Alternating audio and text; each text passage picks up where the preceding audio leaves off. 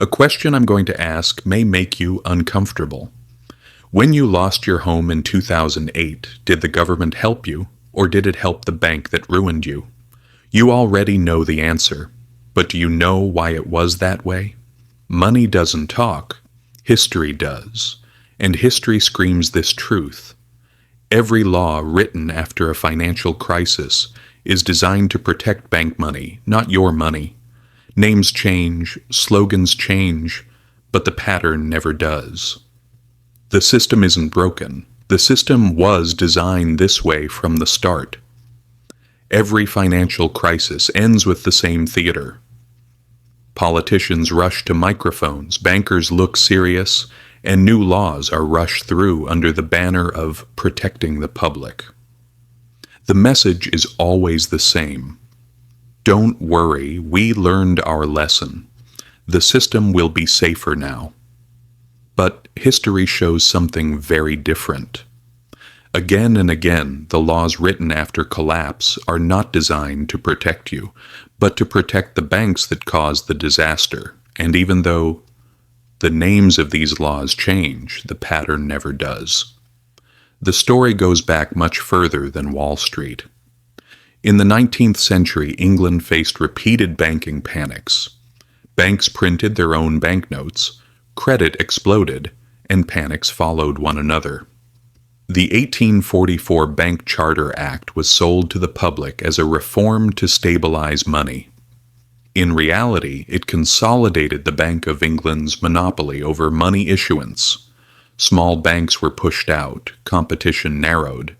The incentive structure was clear. Centralized power equals a controllable system. This wasn't about protecting ordinary depositors. It was about concentrating power in the banking system. The public got slogans about safety. Banks got monopoly by law. Money doesn't talk. History does. The first step is always the same. Centralize power and call it protection. In the 1860s, during the U.S. Civil War, America desperately needed money. The National Banking Acts claimed they would create a safer currency. The reality: banks that wanted to issue banknotes were forced to buy government bonds. The government turned banks into captive financiers of state debt. A brilliant trick. Monetized debt while disguising it as public protection. The public got money, but the real beneficiaries were banks with guaranteed roles. The system worked like this. Government needs money, forces banks to buy its debt, calls it reform. Banks earn guaranteed income. The incentive was obvious. Banks depend on the state. The state depends on banks. A symbiotic, profitable relationship. During the Great Depression, thousands of banks failed, wiping out the savings of millions of Americans. The 1933 Steagall Act separated commercial and investment banking. It was marketed as protection from speculation, but Glass-Steagall protected banks more deeply than it protected citizens. It restored public trust in the system without changing the system's core logic. Instead of asking why bankers were so powerful, it reassured the public that bankers are now on a tighter leash. The public calmed down. Banks caught their breath. Over decades, the leash loosened, and in the 1990s, the law was scrapped. The road to 2008 was paved by the collapse of Glass-Steagall. The pattern: calm the panic, restore trust, lobby, take risk again, crisis, reform again. The Federal Deposit Insurance Corporation, FDIC, was sold as a shield for small depositors. The government promised your money would be safe even if your bank failed, but in practice, it removed natural market discipline. Before the FDIC, banks had to act prudently. People chose banks carefully. After the FDIC, depositors stopped caring. If the government has your back, why worry? This freed banks to take bigger risks, knowing losses would be socialized. Risk is private. Profit is private. Loss is public. The incentive: take risk, earn profit, lose. Government pays. Classic moral hazard. Perhaps the most brazen law was the 1933 Emergency Banking Act. Roosevelt declared a bank holiday and closed every bank. When they reopened, the government had taken control of gold. Citizens were ordered to surrender their gold and exchange it for paper dollars. Holding gold became illegal. This was framed as patriotic sacrifice to save the economy. In reality, ordinary Americans were stripped of hard assets. Gold went into state vaults. People were left holding paper. As the system collapsed, the public was not saved. The system was. Money doesn't talk.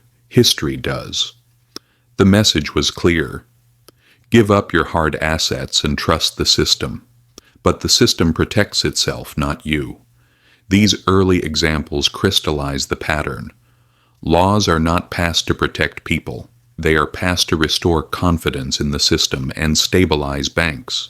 The public gets slogans, banks get survival. The pattern didn't end in the 20th century. It went global. In 2008, mortgage-backed securities imploded. Millions lost their homes, jobs, and savings. Banks were rescued by law. Congress passed TARP, funneling hundreds of billions of dollars into the financial sector. It was sold as saving the economy. But who was actually saved? Families faced foreclosure. Pensions were crushed. Small businesses closed. Banks were stabilized with taxpayer money. CEOs collected bonuses. No one went to jail. The incentive was crystal clear. Banker equals too big to fail. Citizen equals too small to save. Money doesn't talk. History does. 2008 proved it. When the system fails, you pay. Banks are rescued. Europe did the same. In Ireland, Spain, and Greece, governments guaranteed bank debts and dumped them onto taxpayers. In Greece, hospitals collapsed and pensions were cut. But foreign banks were paid in full. German and French banks were saved. Greek citizens were punished. In 2012, the European Stability Mechanism, ESM, was presented as protecting citizens. In reality, it was designed to protect banks and bondholders. It created a permanent fund ready to rescue financial institutions. The conditions, austerity, privatization, higher taxes, fell on citizens. The law carved into stone the principle that banks will always be rescued and citizens will always pay. Central banks say interest rate hikes are to protect you from inflation. In reality, they protect the stability of the monetary system. Deposit insurance convinces you your money is safe, while removing your incentive to question bank behavior.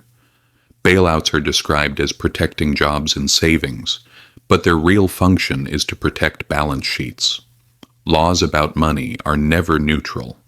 They are written jointly by governments and banks. The sole priority is the survival of the financial system, not your savings. That doesn't mean you are powerless, but it does mean you must strip away the language of protection and ask who benefits.